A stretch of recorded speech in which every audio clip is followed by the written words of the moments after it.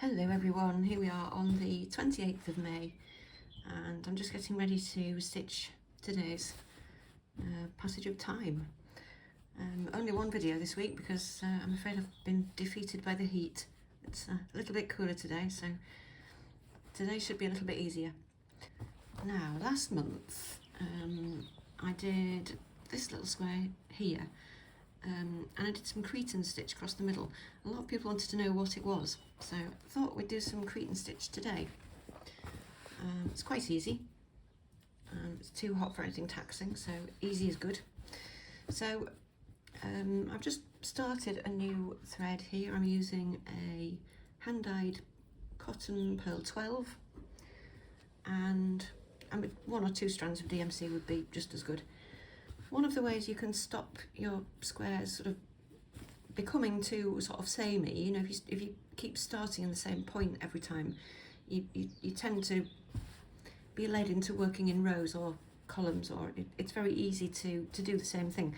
So it's quite good just to vary your starting point, just, you know, randomly pick a point and start there, which is what I've done today.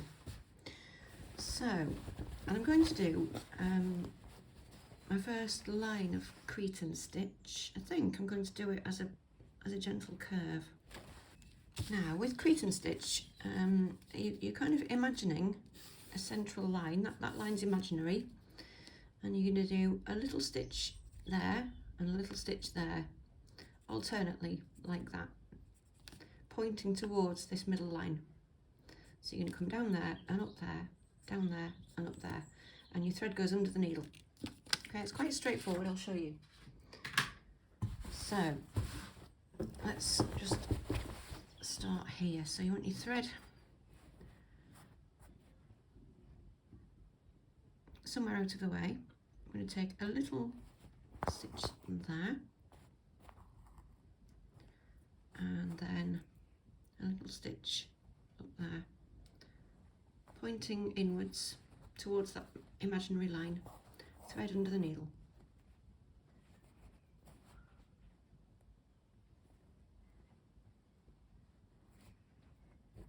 Thread under the needle.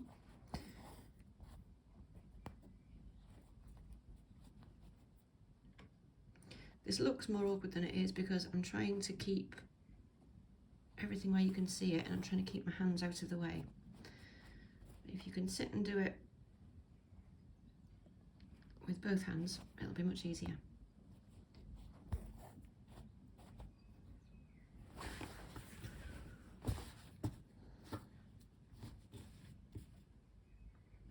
Let's see if I can make that any clearer. Little stitch towards the middle, another little stitch towards the middle. So here's your central line here, in between those two stitches. If you've got a very wide band, as this is, I may come back in and just do some extra stitches across here, like I've done here on yesterday's, because I did some very long herringbone stitches and these floats were a bit too long, so I came back in with some running stitch just to catch them down. And actually I really like the effect of that. I think that's quite pretty. So I may do something similar with this, we'll see. And again, it looks awkward, I promise you it isn't.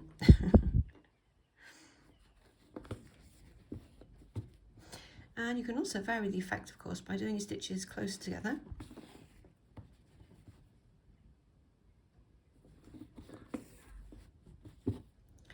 Which gives you a slightly different look.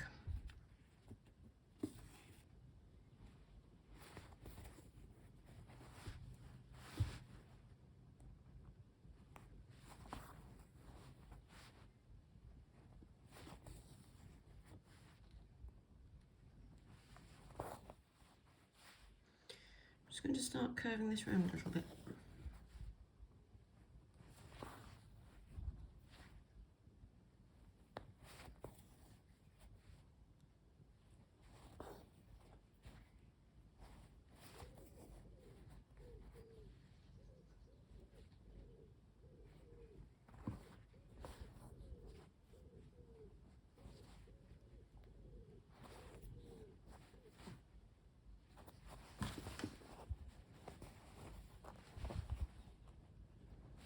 Right, so I'm just going to bring this thread up here for a moment, and I can see that there is, these long floats are causing the fabric to kind of form a little channel underneath them. I'm just going to catch these down, just to keep those under control. Right, I've just got another needleful here. This is a similar colour, but a slightly finer thread. This is a very fine cotton. It's kind of equivalent to sort of sewing machine cotton, the kind of, you know, like normal sewing cotton. So I'm just going to do a little catching stitch over these long legs and long arms. This second thread is very slightly darker, so it's adding a little bit of shade, I suppose.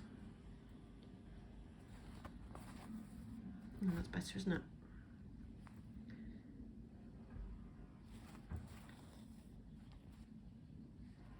So if you do find that there's a problem with your tension and you've pulled something too tight, you can usually fix it. Usually by adding more stitches somewhere.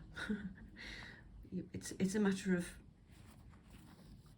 experiments and experience and luck sometimes, you know, working out where to put the extra stitches. But this seems to be solving the problem, doesn't it? So I'm just going to get to the end of here, and then we've got to decide where we're going next.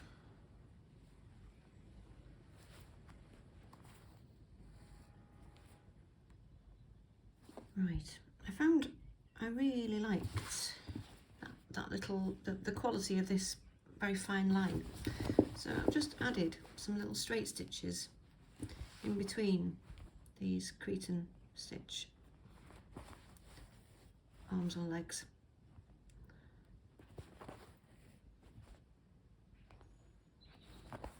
It's just a little stitch in between there.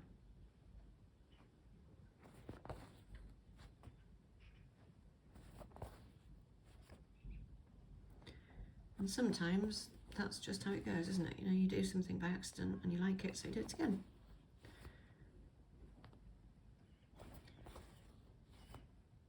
Every day an adventure.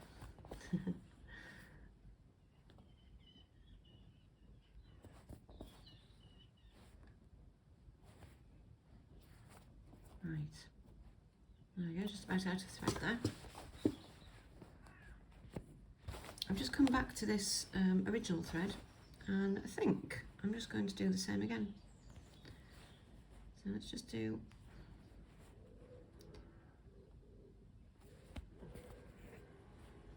a little stitch there, just to get it in the right place.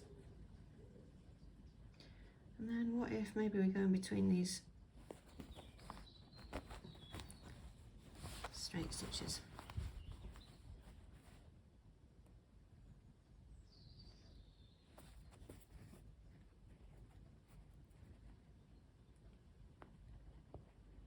Might just work.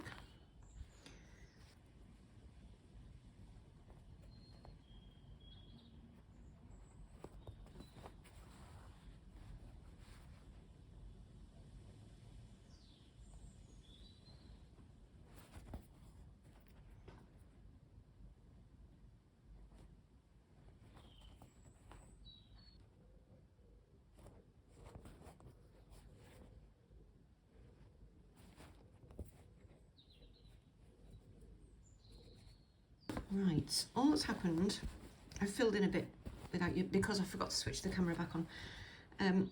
All that's happened is I've just filled in this top corner exactly the same as I did that. So I've just done some extra little stitches over these and added some extra straight stitches and just filled in that corner. So I've got another length of the cotton pearl 12 that I started with, and now I need to decide what we're going to do here. So we can do a straight row. I think I will do more cretan stitch because it's just, you know, just going to be continuity. So we can do a straight row, we can do a downward curving row, we can do another upward slanting row to make diagonal lines. Entirely up to you, really. And it doesn't really matter because, you know, if you don't like the way you've done it today, you can do it a different day, a different way tomorrow. I think I'm just going to start and see where it goes. Always a dangerous plan. I mean, that's really how I've navigated through most of my life. Just try this and see how it goes. Usually, not very well was the answer. But, I mean, everything I've done has led me here, so I'm very happy with that. There were many mistakes along the way.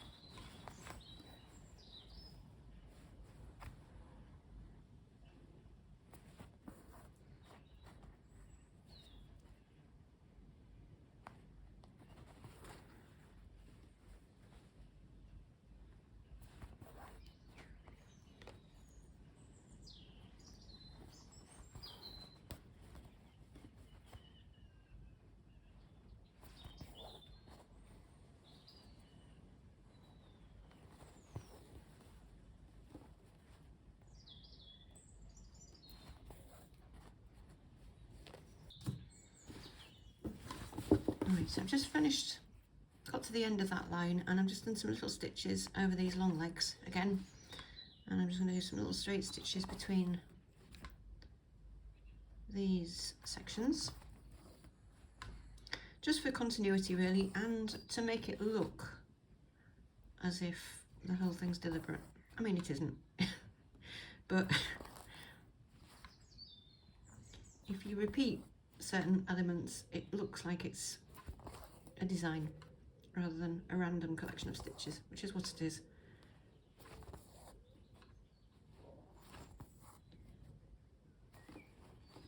I mean, you could leave it looking random if you wanted to, I suppose. What am I going to do about that corner? Fill it in, I think. It's turning quite epic today, isn't it? It's taking quite a long time. But anyway, that's that section done. Now, I don't know, is it me? Does that look like giant jaws? Do you know, I do genuinely worry that psychoanalysts watching this might be finding some kind of terrifying meaning in these things. But to me, I tell you what this needs, to me, whoops, this needs a circle, something there, to me. So let's just, I've just thrown a needle out somewhere. Let me retrieve that. So I think something like that. There, maybe overlapping these lines. Something like that.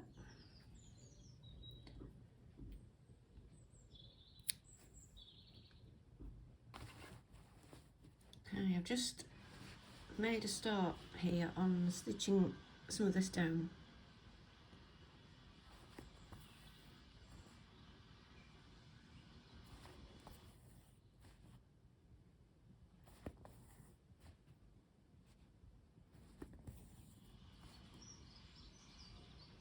And I'm just going to work my way around until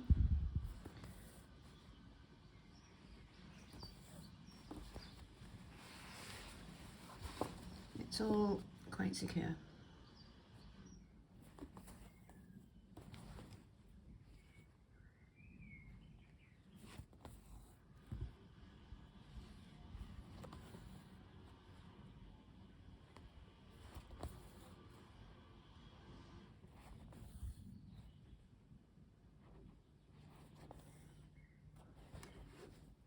Just putting the last stitch in this, and I'll finish that off in the back in a moment now. And let's have a look at it. I think that's probably finished now. You could put something in the middle of that circle, but I'm not going to. Mainly because it's already taken long enough, you know, I'm busy. But you could, if you wanted to. I quite like that empty space because the rest of it's quite busy, isn't it? So anyway, there we go. That was a surprise to me. I didn't think it was going to turn out like that at all. And it's quite nice to know that you can surprise yourself, isn't it? Still, after all these years. So whatever you're stitching today, have fun. And whether it's as complex as that or whether it's much simpler, enjoy your stitching. And I will see you in June. 3 days left of May, and then we're into June already on Monday. So I will see you next month. Happy stitching.